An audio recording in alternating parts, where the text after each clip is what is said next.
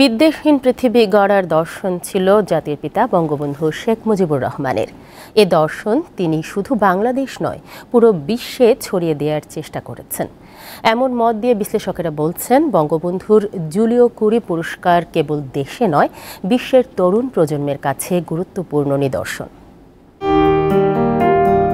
নোবেলজয়ী আণবিক বিজ্ঞানী Friedrich Julio কুরির নামে প্রবর্তিত আন্তর্জাতিক পুরস্কার জুলিও কুরি। বিশ্ব শান্তি প্রতিষ্ঠায় Fidel Castro, Martin Luther king, Indira Gandhi, Nelson ম্যান্ডেলার মতো বিশ্ব নেতারা এই পুরস্কারে ভূষিত হন। বাঙালির অধিকার আদায়ে বিভিন্ন আন্দোলন সংগ্রামে বঙ্গবন্ধু শেখ মুজিবুর রহমান শান্তিপূর্ণ সমাধান চেয়েছিলেন। স্বাধীনতার পর তাঁর পররাষ্ট্রনীতি হয় সকলের সাথে বন্ধুত্ব, কারোর সাথে বৈরিতা নয়। এবং বিশ্ব মানবের ভিতর যদি শান্তি প্রতিষ্ঠিত করতে হয়, তাহলে বিভেদহীন পৃথিবী তৈরি করতে হবে। আমি বলতে চাই যে এটাই হচ্ছে মূল দর্শন তার শান্তি সাধনা, এবং শান্তি সাধনার এই দর্শন থেকেই তিনি বাংলাদেশ জাতিরাষ্ট্র প্রতিষ্ঠা করেছিলেন। স্বাধীনতার পরপরই বিশ্ব শান্তির কথা এইভাবেই ব্যক্তি থেকে বিশ্ব, বঙ্গ থেকে বিশ্ব, এই কথাটা তিনি মনে রেখেছিলেন।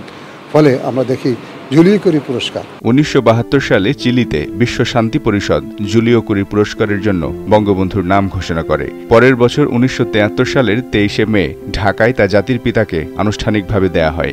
ঢাকার পার্লামেন্ট বিল্ডিংয়ের সামনে রমেশচন্দ্র, বিশ্ব শান্তি পরিষদের সেক্রেটারি জেনারেল, তিনি হাজার হাজার মানুষের সামনে, অনেক নেতাদের সামনে, বিশ্বের বহু প্রতিনিধির সামনে তিনি বঙ্গবন্ধু মেডেলটা পরিয়ে দিয়েছিলেন।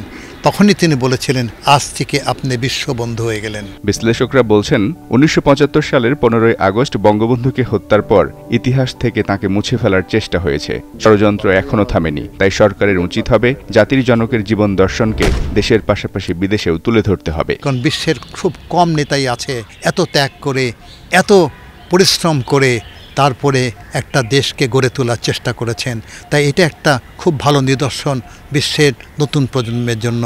তার মতে, ষড়যন্ত্রকারীরা যতই চেষ্টা করুক, শেখ মুজিবুর রহমানের অর্জন ও স্বীকৃতিকে কেউ মুছে ফেলতে পারবে না।